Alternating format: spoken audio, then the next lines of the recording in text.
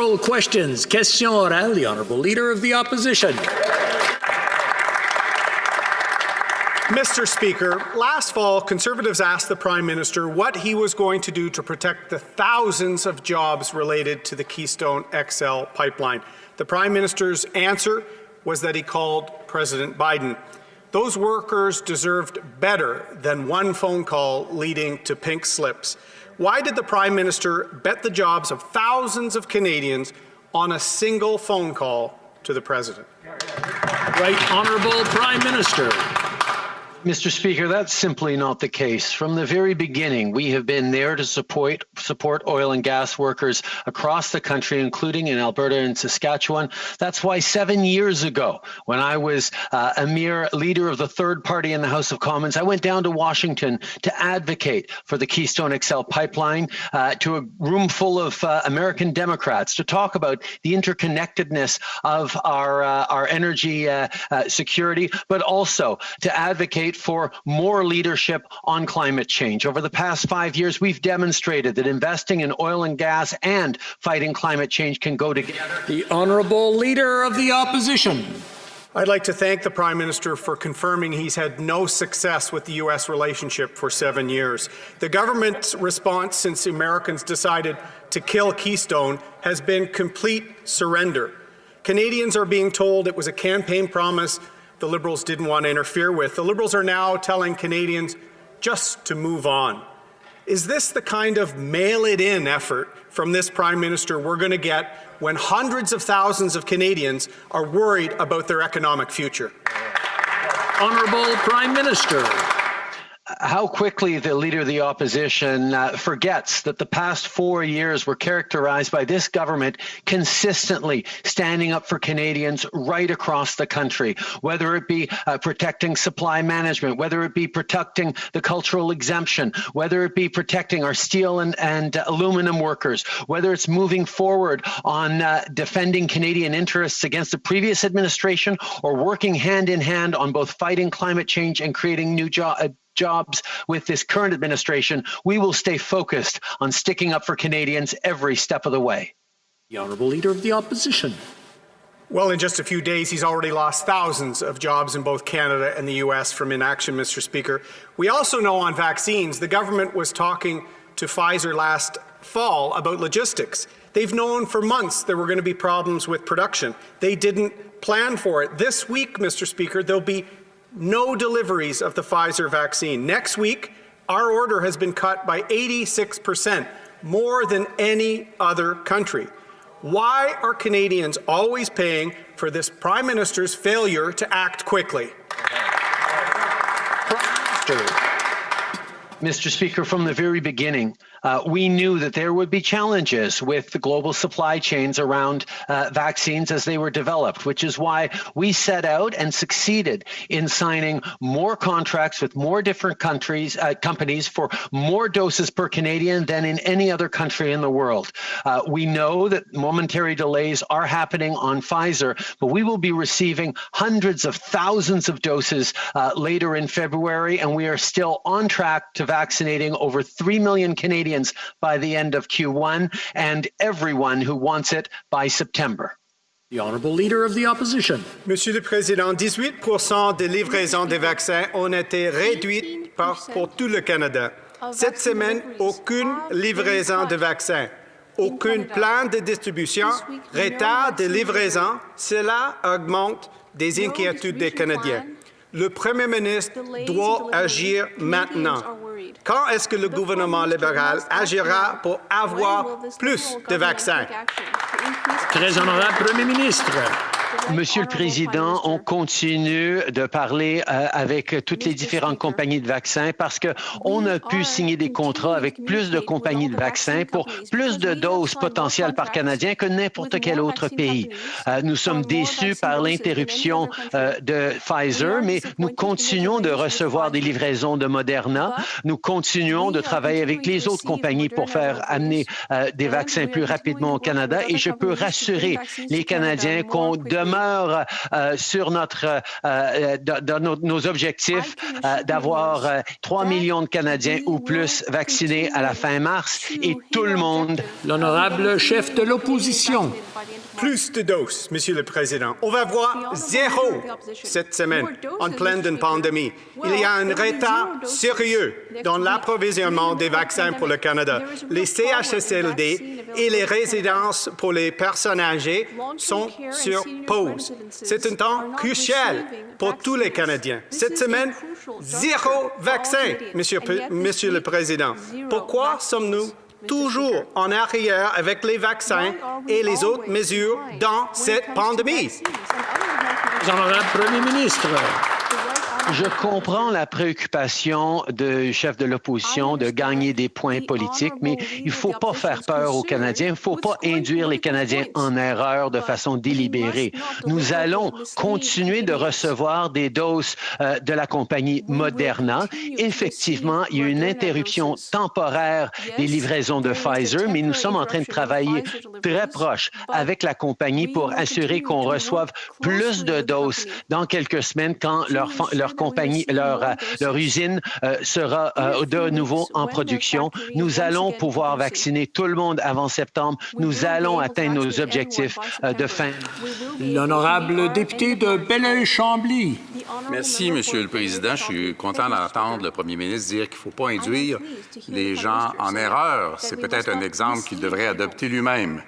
La presse nous apprend que le Québec a dû reporter la vaccination de parents et de grands.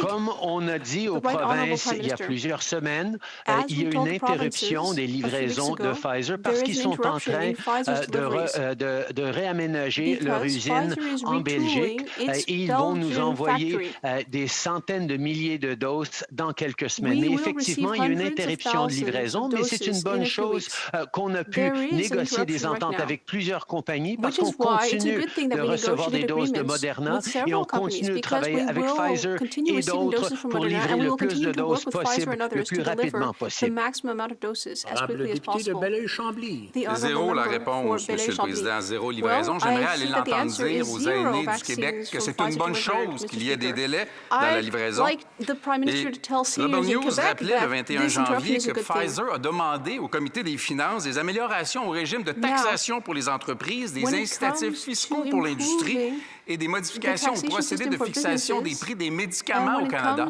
Est-ce que le premier ministre ne s'inquiète pas qu'au moment même où il y a des retards et des annulations de livraison par Pfizer, cette même entreprise demande des avantages aux finances canadiennes? Premier ministre. Monsieur le Président, la bonne nouvelle, c'est qu'on a su négocier plusieurs contrats avec différentes compagnies en cas justement où il allait y avoir des interruptions de certaines compagnies. C'est ça la bonne nouvelle, parce qu'on a suivi un plan fort pour négocier. Mais malheureusement, on voit qu'encore une fois, le chef du Bloc québécois frôle la théorie du complot quand il souligne des différents enjeux. On est en train de travailler avec toutes les compagnies de vaccins pour livrer les plus de vaccins possibles au Canada. On a un plan pour vacciner tout le monde avant le mois de septembre et on est en train de livrer là-dessus.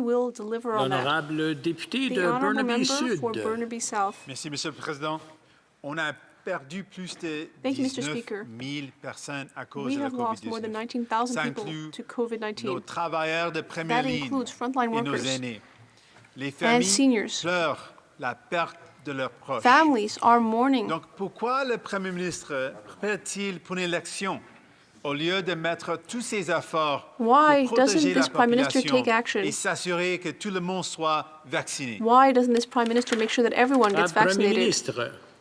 Monsieur le Président, c'est le chef du NPD qui parle d'élection. Nous sommes concentrés sur la livraison de vaccins pour les Canadiens, de l'aide à nos aînés à travers le pays. C'est pour ça que nous travaillons avec les provinces sur des standards pour les soins longue durée, qu'on est en train de travailler avec la Croix-Rouge, avec les Forces armées canadiennes pour aider nos aînés. On va continuer d'être concentrés sur ce que les Canadiens veulent, c'est-à-dire de livrer de l'aide nécessaire Français aux Canadiens. On a fait la promesse d'être là pour tous, tout aussi longtemps que ce sera nécessaire, et on va tenir cette promesse.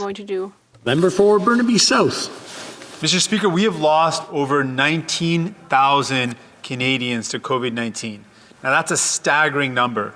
But it's not just a number. These are real people. People like Yassine Dabe, a 19-year-old Syrian refugee who fled war but ended up losing his life to COVID-19 while working in a long-term care center, a for-profit long-term care center. Now, why is this Prime Minister spending time preparing for an election when he should be spending all of his time protecting Canadians by making sure everyone has access to a vaccine? Honourable Prime Minister. Mr. Speaker, we made a promise to Canadians that we would have their backs, whatever it took, as long as it takes to get through this pandemic, and that is what we are focused on. I'll allow the leader of the NDP to talk about elections all he wants. Our focus is on delivering for Canadians and supporting Canadians through the tragedies and the incredible heroics we're seeing on display right across the country from our frontline workers. There are far too many tragedies, but we know that Canadians are continuing to be there for each other, and this government will continue to be there for them. Honourable Member for Calgary Nose Hill. I'd like to check the Prime Minister's math, Mr. Speaker. He said every adult would be vaccinated by September, which is 32 weeks away, and all the leading COVID-19 vaccines require 2 doses. There are approximately 30 million adults in Canada, and under 2% have received a single dose so far. This means Canada, on average, needs to be administering roughly 2 million doses per week to meet this goal. This week's total is 0. How the hell did this happen, and what are the Liberals doing to fix it? I know everyone's been away for a while, and the parliamentary language is something that we tend to forget, so I just want to remind everyone that certain words do rank as unparliamentary, and I know it was a slip-up, so it wasn't anything planned. The Right Honourable Prime Minister. Mr. Speaker, there is no question that we share the urgency of Canadians to obtain vaccines as soon as possible.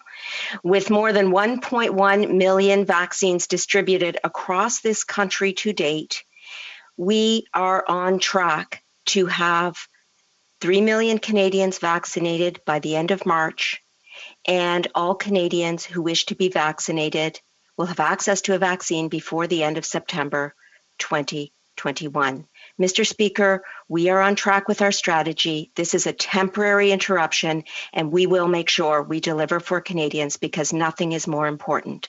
Thank you, Mr. Speaker. The Honourable Member for Calgary Nose Hill. I'd like to take a moment to congratulate Romania, Poland, Italy, Spain, the Czech Republic, France, and other countries for receiving doses from Pfizer this week, and to their governments who negotiated more favorable terms with drug companies than Canada's procurement minister. And we know why the procurement minister won't release the details of these contracts, and it's because she executed a terrible deal.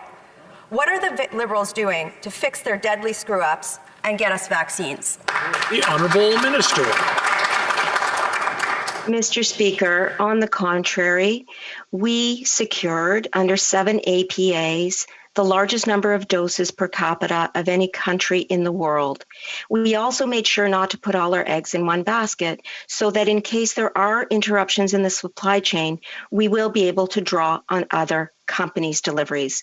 So to that end, we will be receiving over 300,000 doses from both Pfizer and Moderna next week alone. We will have 6 million doses in this country before the end of March. And then going on through the rest of the year, we will see millions and millions of more vaccines. The Honourable Member for Calgary Nose Hill. Well, I would argue that this week Canada is receiving the lowest per capita amount of vaccines because we're receiving 0. 0 is 0. It's not something that's there. I don't know why the procurement minister doesn't understand that. We don't have the same favorable terms as other countries do, and that is her fault. It's the Prime Minister's fault. So just not having a plan isn't going to cut it. What is this government going to do to get us vaccines now? The Honourable Minister. Mr. Speaker, it is inaccurate to say that we do not have a plan. On the contrary, we have secured more vaccines per capita than any other country in the world.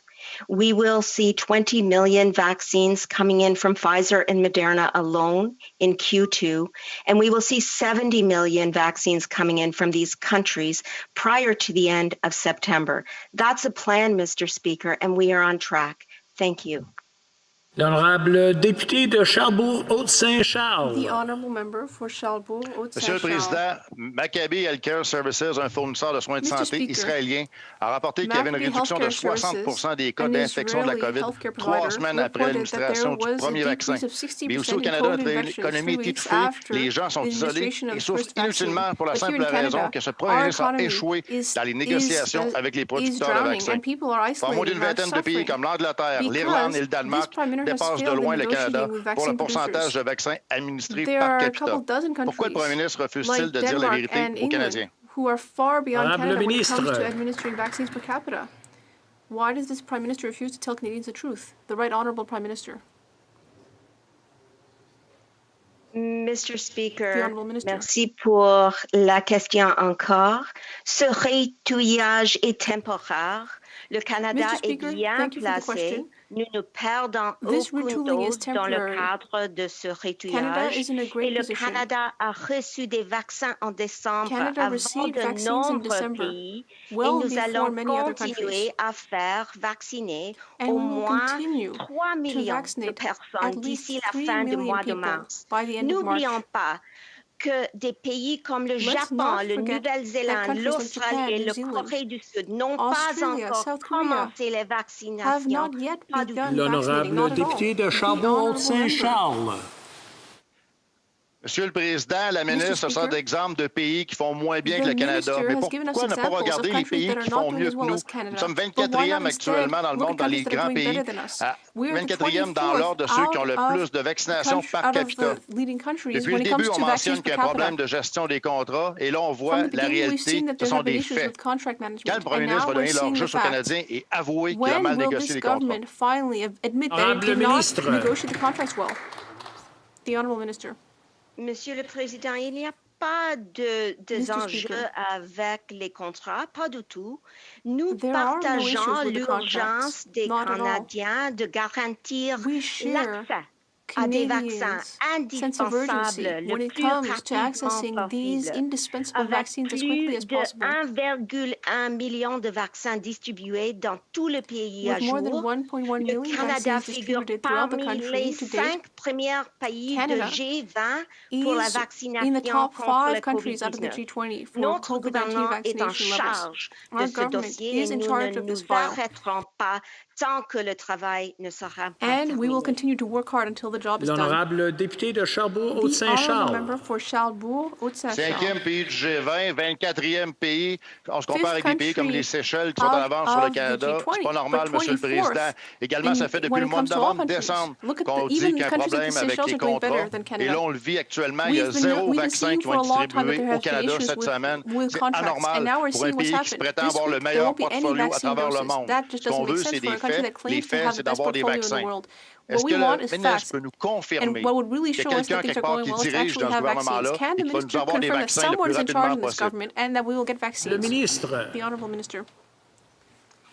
Mr. Speaker, I want to begin by saying cette situation est tout à fait temporaire car nous This nous situation is efforçons de entirely mettre les temporary. vaccins entre les mains de chaque We are Canadien working hard qui to put choisit d'en vaccines recevoir into the un. arms Le of each and every Canada Canadian who chooses reste to bien receive the vaccine. placé puisqu'il figure remains in parmi a les great 5 position. premiers pays de It is among G20 the en 5 vaccination top par countries in habitant. the Nous sommes en G20 bonne voie pour vacciner 3 millions de personnes in d'ici respect la to fin per de capita mars vaccine et au levels. moins de 13 We millions will de meet our personnes goals d'ici la fin du by deuxième the trimestre. end of Merci March beaucoup, monsieur. and by the Le end député of de the first half of the Belleuil-Chambly. year. We will have met our Merci, goals. Monsieur le Président. The honourable Le member for gouvernement hésite Belleuil-Chambly. à empêcher Thank les you very départs much, du Mr. Québec et du Speaker. Canada vers l'étranger, même si Depuis bientôt un an, un ensemble de mesures préventives ont été proposées et n'eût été de son entêtement, auraient déjà pu être appliquées. Le gouvernement s'était aussi engagé à obliger les entreprises qui allaient recevoir de l'aide à rembourser les billets d'avion. Or, les entreprises, même étrangères en transport aérien, ont reçu la subvention salariale. Elles ont eu l'aide. Est-ce que le gouvernement va au moins obliger les compagnies aériennes à rembourser les billets de gens qui ont annulé leur voyage de plaisance? Ministre.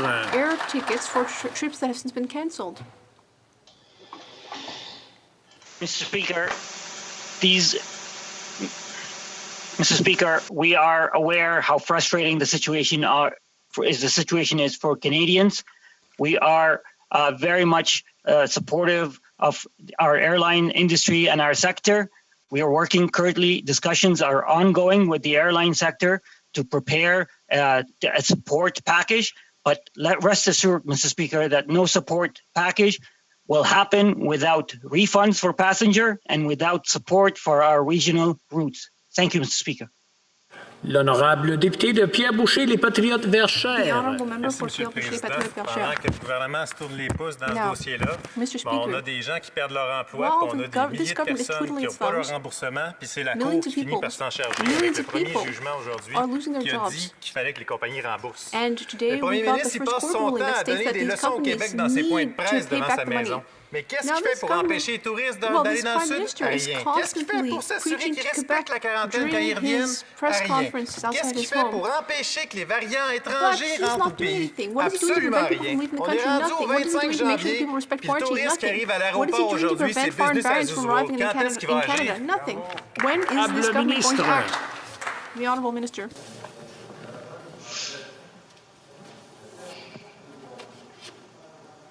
Mr. Speaker,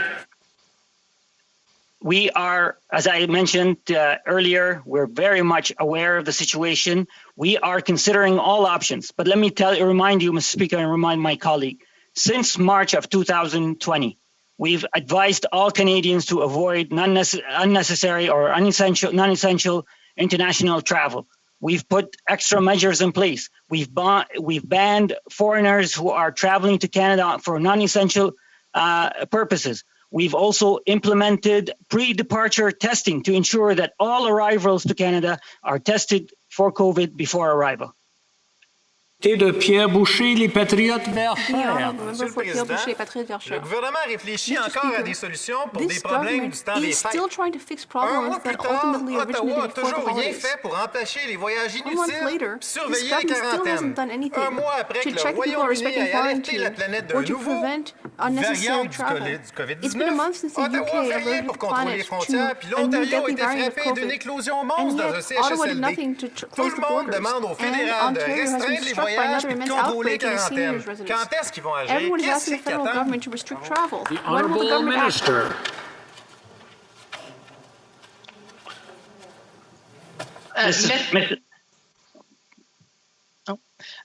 Mr. Speaker, every step of the way, we have used science and evidence to advise our country on how best to respond to COVID-19 from those very early days where we were undertaking screening at the border to increasing measures to ban foreign nationals, to ask Canadians to forego non-essential travel. We have some of the strictest measures in the world, Mr. Speaker, a 14-day quarantine that is enforced and is enforceable by all provinces, territories, and indeed local police officers. We need to work together, Canadians, provinces, territories, indeed enforcement, to make sure that people adhere to quarantine. And in fact, Canadians largely are. We'll continue that work. And as my colleagues have said, The Honourable Member for Battleford's Lloydminster.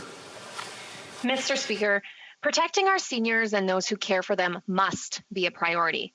An efficient and timely vaccine rollout for long-term care residents and staff is critical to preventing the deadly outbreaks that we are seeing across the country.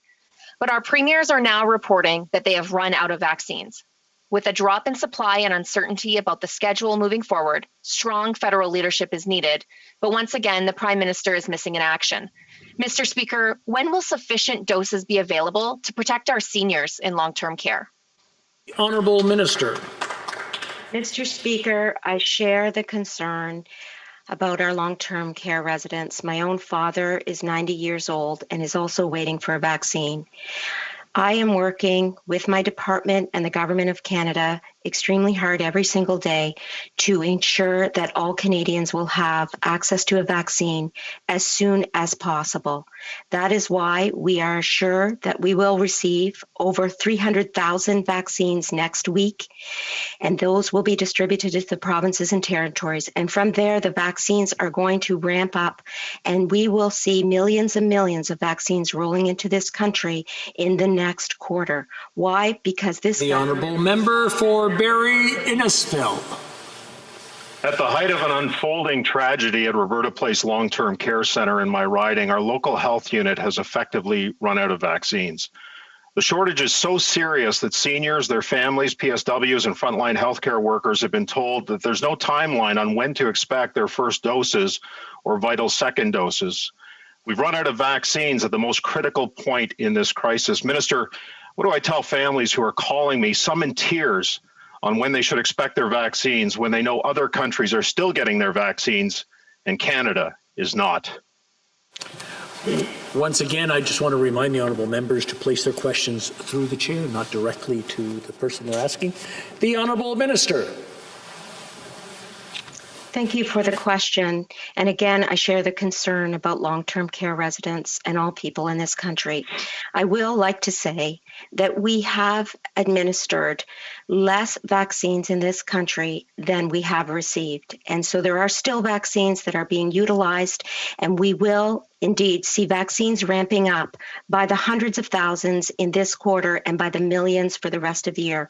We are on track to have vaccines for all Canadians before the end of September. Why? Because we will stop at nothing to ensure that all Canadians have an access to vaccine this year. That's our promise, and that's what we are working on. The honourable member for York Simcoe. Mr. Speaker, residents of the Eldon of Bradford and York Simcoe were supposed to be getting their vaccines last week, but their vaccination clinics were cancelled, and residents are now being told they will have to wait until the end of February because of Canada's shortage of the Pfizer vaccine. With outbreaks in long-term care homes on the rise again, these delays are unacceptable and deadly. Not enough is being done to protect our most vulnerable. Why is the Prime Minister failing to show leadership to ensure that Canada has the vaccines needed to protect our citizens? Honourable Minister. Mr. Speaker, again, I would like to thank the honourable member for the question. I will say that Ontario has reported about 100,000 doses which have not been utilized as of yet. Therefore, the claim that the province has run out is simply inaccurate. I will say that doesn't take away from the importance of continuing to receive vaccines into this country, and we will continue to do that. 300,000 plus next week, building up over the first trimester, and then going on into the rest of the year. This is our goal, Mr. Speaker, and we have the most number of doses per capita of any country in the world, and that strategy is still on track for this country. The honourable member for Vancouver Kingsway. Mr. Speaker, a scathing internal audit has exposed disarray and chaos at the Public Health Agency of Canada. The audit notes limited public health expertise at senior levels. It found a lack of emergency response capacity, and it even revealed that incorrect information was being fed to Canada's chief public health officer. Today, as Canada's vaccine deliveries shift from week to week, it appears many of these problems remain unresolved. How does the minister explain this appalling state of affairs, and can she assure Canadians that these serious gaps are being addressed? Honourable Minister.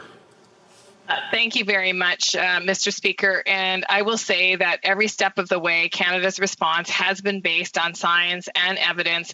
And I want to thank Dr. Tam for her excellent leadership during this time. I will also thank the Public Health Agency of Canada employees who have worked so hard on behalf of Canadians all across this country. And we will continue to spare nothing to ensure the agency has what it needs to continue to deliver for Canadians. The honourable member for Winnipeg Centre. Mr. Speaker, prior to Christmas, cases of trench fever were found in my riding. This is a disease of extreme poverty. That is abhorrent, and it is a result of the long-standing lack of investment.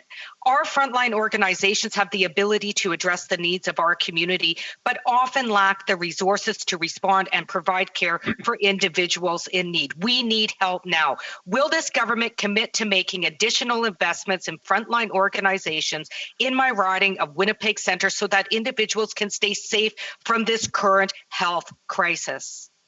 Honourable Minister. Well, thank you, Mr. Speaker. And every step of the way, we've worked closely with provinces and territories on our COVID-19 response, including the challenges that many organizations are facing in caring with some of the most vulnerable.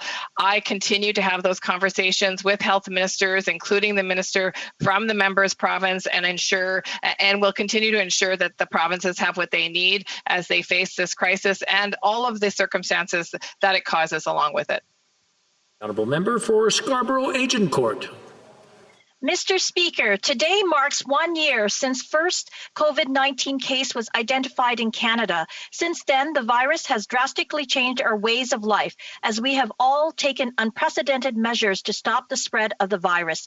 Since the start of the pandemic, the federal government has been there to support the provinces and territories combat the virus, especially in the harder hit provinces of Ontario and Quebec. Can the Minister of Health update this House on what steps our government has taken to combat the COVID-19 pandemic and keep Canadians safe?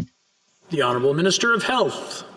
Well, thank you, Mr. Speaker. And I thank the member for Scarborough Agincourt for the important question and her incredibly hard work to protect the people in her riding. Together as a nation, we've worked to keep Canadians safe by securing millions of items of PPE, COVID tests, and vaccines with provinces, territories, and Indigenous communities. We funded the Canadian Red Cross to provide rapid help in hotspots, including in long-term care homes across the country. Our military has helped to ensure that seniors stay safe in some of the hardest hit homes in the provinces of Quebec and Ontario. And we've funded hundreds of millions in research to support our scientists to better understand how to fight this virus. I thank our healthcare heroes, essential workers, and every Canadian for working so hard and sacrificing so much to save lives and protect each other. The Honourable Member for Wellington Halton Hills.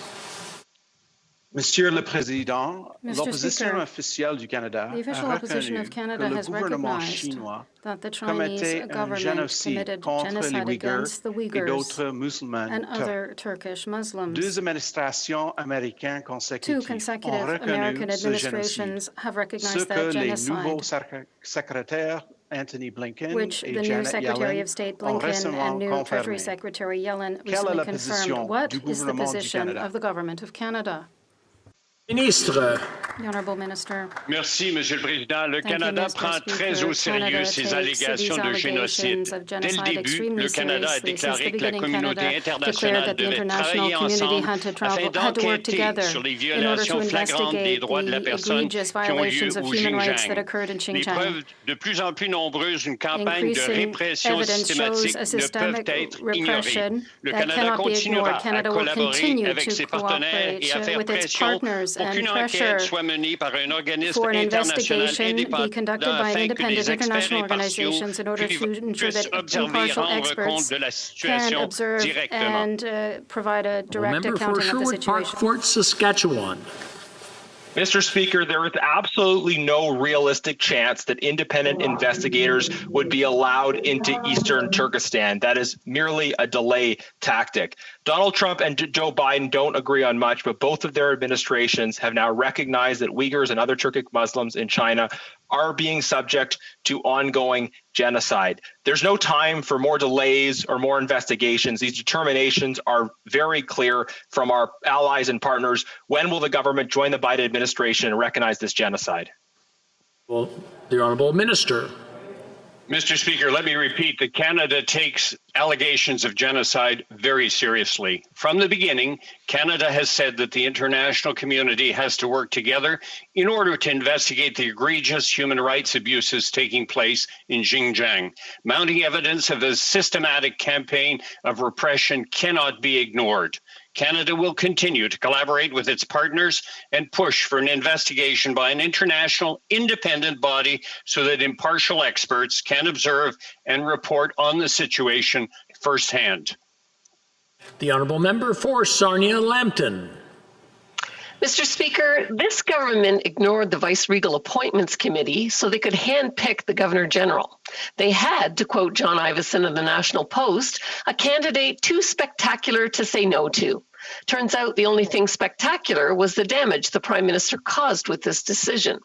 Will the Prime Minister commit to consulting the opposition and using the Vice-Regal Appointments Committee so that this country's next Governor-General doesn't end up in the same spectacle as the last one? The Honourable Minister. Mr. Speaker, last week, after receiving a report with respect to workplace conditions at Rideau Hall, the Prime Minister accepted the resignation of the Governor-General. In the interim, as my colleague knows, the Chief Justice of the Supreme Court, Chief Justice Wagner, can ensure all of the constitutional continuity necessary in this role. And the government has made no decisions with respect to the selection or the recommendation of a successor for Her Majesty, and we'll have more to say about that in due course. L'honorable député de Louis-Saint-Laurent. Monsieur le Président, alors que le Canada est en panne de vaccins, alors que le Canada a son économie qui chancelle actuellement, voilà qu'on n'a plus de gouverneur général. Il y a un seul responsable de cette situation-là, c'est le Premier ministre lui-même. C'est le Premier ministre lui-même qui a décidé de mettre à côté le comité que nous, les conservateurs, avons créé. Ce comité-là aurait pu détecter les problèmes qu'on a connus. Mais non, le Premier ministre a décidé que lui savait ce qui était mieux pour tout le monde et lui, personnellement, a décidé sans consulter qui que ce soit avec le résultat qu'on sait aujourd'hui. Pourquoi le Premier ministre n'a pas fait ses devoirs minimaux?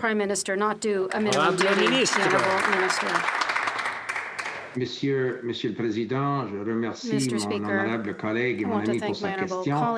Comme il sait très bien, la semaine passée, le Premier ministre a accepté la démission de la gouverneure générale. Entre-temps, le juge en chef de la Cour suprême assumera ses fonctions constitutionnelles. Le gouvernement n'a pas encore pris de décision quant au processus ou aux mesures nécessaires pour recommander la meilleure personne à Sa Majesté la Reine. Et nous aurons des précisions à donner en temps et lieu d'ici quelques semaines. At the right time, within the next few weeks. The honourable member for Beauport-Limoilou. Monsieur le Président, le Québec a mobilisé ses ressources du réseau de la santé pour organiser une grande campagne de vaccination, la plus grande de l'histoire. Mais cette semaine, il n'y a pas eu une seule dose qui a été livrée. Not a single one. Quebec has done everything to vaccinate its population, but Ottawa once again has failed in its responsibility of procuring vaccines for Quebecers. And the Prime Minister officially guaranteed today to Quebec that it will get Pfizer vaccine doses as of next week. The Minister. Mr. Speaker, thank you so much for the question. I want to reiterate something that I said earlier. The temporary reduction with the Pfizer deliveries will not impact our overall deliveries for the quarter. And indeed, over the next week, we will see 300,000 plus doses arriving starting next week. This will go towards meeting our quarterly goal, which we are on track to meet, of 6 million doses from Pfizer and Moderna into this country, and those will be distributed to all provinces and territories, including Quebec. L'honorable député de Beauport-Limoilou. Monsieur le Président, le fédéral est incapable aujourd'hui de confirmer qu'il va recevoir des doses de Pfizer la semaine prochaine. Un gouvernement prévoyant cherche des solutions pour sa population, n'est-ce pas? On sait que les retards d'approvisionnement en vaccin Pfizer sont dus à des travaux faits à l'usine en Belgique. Or, Pfizer a une autre usine au Michigan. Pfizer has another production facility in Michigan. The Prime Minister spoke to the American President Joe Biden on Friday. Did he have the initiative to ask him to intervene with Pfizer to ensure that Canada would get vaccines from Michigan? L'honorable Ministre. The Honourable Minister. Monsieur le Président, merci beaucoup pour la question. Je voudrais dire que je suis constamment en contact avec nos partenaires internationaux. Je m'entretiens avec nos ambassadeurs depuis ce processus de vaccination a commencé et nous sommes ouverts et nous avons saisi toutes les occasions pour les Canadiens et Canadiennes. Merci beaucoup, Monsieur le Président. The member for Desnate, Mississippi Churchill River. Thank you, Mr. Speaker. In building the most environmentally friendly pipeline in the world, some First Nations were looking to solve intergenerational poverty in their communities. They were anticipating improvements to education, housing, healthcare, and social programs. It meant real jobs, real growth, real progress, and most importantly, real hope. Mr. Speaker, can the Minister of Indigenous Services tell the House what he has done to advocate for these communities who lost their opportunity to advance towards self-determination when Keystone XL pipeline was cancelled? Honourable Minister. Mr. Speaker, as the Prime Minister said directly to the President on Friday, we are disappointed in this decision. And first and foremost, our concern is with the thousands of workers, Indigenous and non-Indigenous, and their families who were impacted by this decision. I spoke to the Alberta Energy Minister the morning of the inauguration. My message to her and to Albertans, as well as to the Minister of Energy for Saskatchewan, was that we would be there to support these workers. We are proud of the work they do. We will need their hard work and ingenuity to lower emissions and keep our oil and gas sector strong and prosperous for years to come. Thank you, Mr. Speaker. The honourable member for Battle River Crowfoot. Thank you very much, Mr. Speaker. About 1,000 people in my constituency lost their jobs Wednesday of last week. After a half-decade of pain in the energy sector, there was finally a glimmer of optimism when work on Keystone XL began. Canada's world-class energy industry has been attacked long enough by this government. My constituents are suffering, and all Canadians are paying the price. Can anybody in this government not just give up and commit to reach across the border to our allies and stand up for the future of these workers and their families? Honourable Minister. Mr. Speaker, we are not happy about this decision. We made a strong argument for this project at every level and in every way that we could, from Ambassador Hillman to the Prime Minister. I spoke weekly with Minister Savage and the former member for Edmonton-Leduc, James Rochat, throughout the fall. The governments of Canada and Alberta stood shoulder to shoulder in Washington, virtually, to make the case together. We made the case for Canada, and the President has made a decision to honour his campaign commitment. Thank you, Mr. Speaker. The honourable member for Red Deer-Lacombe. Mr. Speaker, the cancellation of the Keystone XL pipeline is devastating for workers across Canada and especially here in Alberta. This is the second time that a U.S. president has tried to kill this project, and the second time that this Prime Minister has pretended to be disappointed. The left pretends that canceling this project is about the environment. Meanwhile, Russia, Iran, Nigeria, and Venezuela cheer the decision. The job losses that come with this decision aren't pretend jobs. So instead of playing pretend, why doesn't the Prime Minister actually stand up for Alberta, stand up for Canada, and remind the U.S. president who their friends actually are? Honourable Minister. Mr. Speaker, the Harper Conservatives had years to get Keystone XL done, and what was their strategy? Nothing. No strategy except throwing public insults, negotiating in the media, and doing nothing to support the thousands of energy workers except beat their chests. We won't take any lessons from that side of the House in getting projects built or supporting energy workers. We need to focus now on the best strategy to get the best outcomes for workers and for the continued competitiveness and prosperity of our oil and gas industry. Thank you, Mr. Speaker. The honourable member for York Centre. Thank you, Mr. Speaker. As International Holocaust Remembrance Day falls this week, Jewish communities across Canada are alarmed by rising anti-Semitism and Holocaust denial.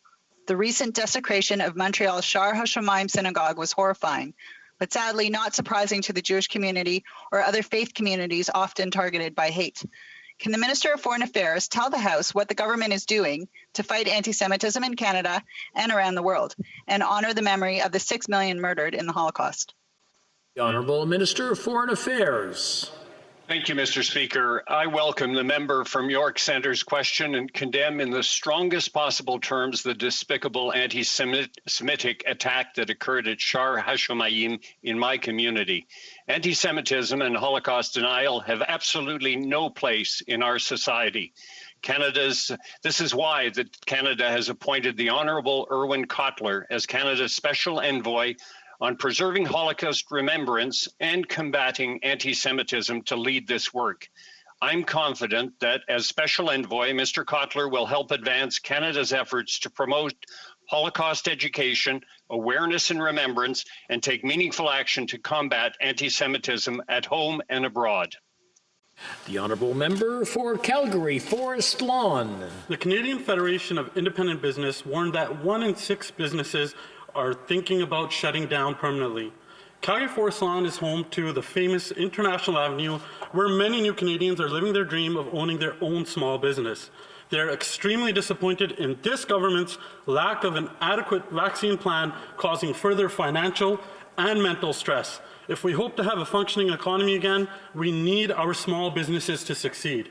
Will the minister commit to providing an actual plan instead of a mouthful of platitudes, or will this be another botched job like the vaccine plan?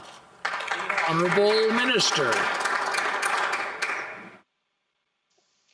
Mr. Speaker, I take issue with the comment that this is a botched vaccine plan. Indeed, we have the highest number of doses per capita of any country in the world. We were one of the first countries to begin vaccinating its citizens, and we've been told by both Pfizer and Moderna at the bargaining table that we were one of the first countries in line with these suppliers. Mr. Speaker, this is a temporary reduction in Pfizer's vaccine shipments. We are on track to have 3 million Canadians vaccinated by the end of the first quarter, and we will have all Canadians access to a vaccine prior to the end of September. The Honourable Member for Kamloops, Thompson, Caribou. Mr. Speaker, in the last few weeks, I've met with a number of new small businesses that had the misfortune to open just prior to the pandemic. This includes Ohana Deli and Market in Sun Peaks. In every case, the owner put their heart, soul, and in some cases, life savings into their dreams. These businesses have fallen through the cracks and the government refuses to offer them a lifeline. Can the minister reassure these entrepreneurs she's working on a solution and they will not be left behind? Honourable Minister. I would like to thank the Honourable Member for that very important question. It is really important in the massive support programs we have put in place for Canadian businesses, the wage subsidy, the rent subsidy, to also ensure the integrity of those programs. That's something we take very seriously. And with new businesses, there are challenges in doing that. Having said that, I take this question very seriously. It's something I hear about too and I'm concerned with, and it's something we're looking at closely. L'honorable député de Montmagny-Lillet, Kamouraska, Rivière-du-Loup. Monsieur le Président, la reprise économique est sur le point de piquer du nez. La campagne de vaccination, qui est la seule solution pour sortir de la crise, vient de heurter un mur. Selon la FCEI, 180 000 entreprises pourraient fermer et 2,4 millions d'emplois additionnels pourraient être perdus, surtout dans le milieu des arts, de la culture, du tourisme et de la restauration. Qu'est-ce que le gouvernement propose aux entrepreneurs pour tenir le coup encore 8 à 10 mois si la majorité du pays n'est pas vaccinée is not going to get vaccinated before September 2021. Le ministre. Merci pour la question. Thank you for that question. Je suis complètement d'accord que une chose, la priorité pour moi en tant que ministre des Finances, c'est d'appuyer nos entreprises, surtout nos petites et moyennes entreprises. C'est pour cette raison qu'on a mis en place des programmes extraordinaires pour les affiliés, la subvention salariale, la subvention pour le loyer, la subvention additionnelle pour les entreprises qui sont ciblées pour des nouvelles mesures de confinement. Concernant le tourisme, on a annoncé en novembre des additionnels appuis et on va continuer. The Honourable Member for Missisquoi. Monsieur le Président, Mr. Speaker, communities across the country are extremely concerned by the rise in Islamophobia, online hate speech, and other forms of discrimination. They have only increased over the course of the pandemic. We have all seen that words can lead to violence. As parliamentarians, we recognize that we each have the duty to lead by example. We must commit to respectful dialogue and be open to debating ideas in order to hear what Canadians think and work for a better society where everybody can reach their potential with dignity. Can the Minister of Canadian Heritage tell the House the work being done by our government to fight against hate speech and online violence? The Honourable Minister of Canadian Heritage. Thank you, Mr. Speaker. I'd like to thank the member for Mrs. Clay for her question. Hate speech has no place in our society. Our government will continue to take ambitious measures to fight against online radicalization and the violence that it can lead to. We recently announced funding to YMCA Canada for their initiative Block Hate in order to fight against cyber violence and online hate speech. This project will look at hate speech trends across Canada and work with experts to develop online tools and training for Canadians. The Honourable Member for Skeena-Bulkley Valley. Mr. Speaker, it's shocking and unacceptable that nearly a year into this pandemic, tens of thousands of Canadians have still not received refunds for flights that were cancelled by the airlines. Now the Prime Minister is telling Canadians to cancel any travel plans that they may have booked for this spring. Now, Canadians want to do the right thing and stay home, especially in light of these new strains of the virus. Will the Prime Minister guarantee that Canadians who do as he's asking and cancel their flights will receive full refunds? Honourable Minister. Thank you very much, Mr. Speaker. And I want to thank my colleague for the conversation that he and I had last week. I wanted to reach out to him and to all of my critics to ensure that they know that I'm willing to work with them on issues that matter to Canadians. And I thank him for his question. Look, as I said earlier, we're very much aware of the frustrations that many Canadians have because of lack of refund. We, as a government, have already committed to $1.1 billion to support key players such as airport authorities and regional airlines, and discussions are ongoing with airlines to ensure that Canadians get their refund and regional routes are retained. The Honourable Member for Nanaimo, Ladysmith. Thank you, Mr. Speaker. The world's ultra-wealthy use Canadian real estate to launder money and evade taxes. At the same time, corporations, numbered companies, hedge funds, and real estate investment trusts are squeezing huge profits from residential properties. As a result, rents are skyrocketing, affordable housing is disappearing, and more Canadians are experiencing homelessness. Will this government introduce strong regulations to stop the predatory activities that are distorting Canada's housing market and making homes unaffordable? The Honourable Minister.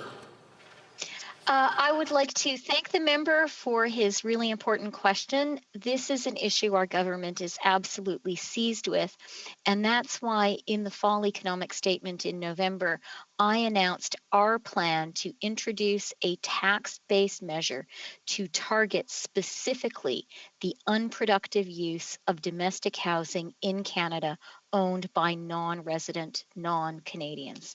So thank you very much for the question, and it's something we are definitely focused on. That's all the time we have for today. C'est tout le temps que nous avons. The Honourable Member for Kingston in the Islands, raising on a point of order. On a point of order, yes, Mr. Speaker. There have been discussions amongst the parties, and if you seek it, I hope you will find unanimous consent to adopt the following motion: that notwithstanding any standing order, special order, or usual practice of the House, a bill standing on the order paper in the name of the Minister of Employment, Workforce Development and Disability Inclusion, entitled An Act to Amend the Canada Recovery Benefits Act and Customs Act, be deemed to have been introduced and read a first time, deemed read a second time, and referred to Committee of the Whole, deemed considered in Committee of the Whole, deemed reported without amendment, deemed concurred in at report stage, and deemed read a third time and passed. This being a sitting of the House for the sake of clarity, this being a hybrid sitting of the House, for the sake of clarity, I will only ask those who are opposed to the request to express their disagreement. Accordingly, all those opposed to the Honourable Members moving the motion, please say nay. Okay, we don't have unanimous consent.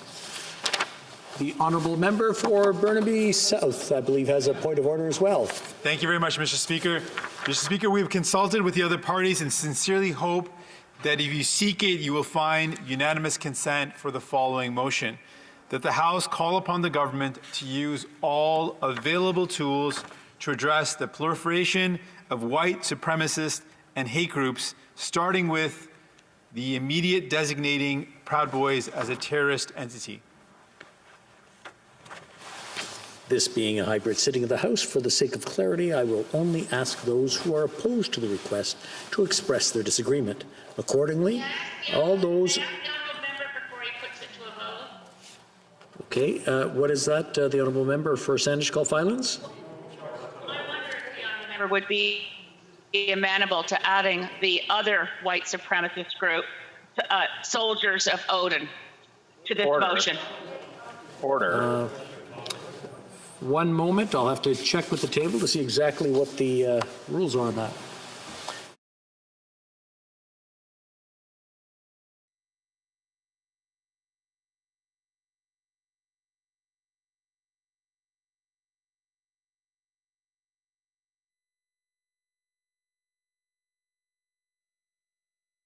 Continue with this motion and get it done, and if the honourable member wants to continue the discussion after, maybe she can come back to the House along with the honourable member and maybe propose a further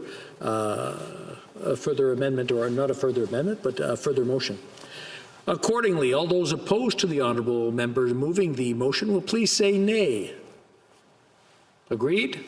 The House has heard the terms of the motion. All those opposed to the motion will please say nay.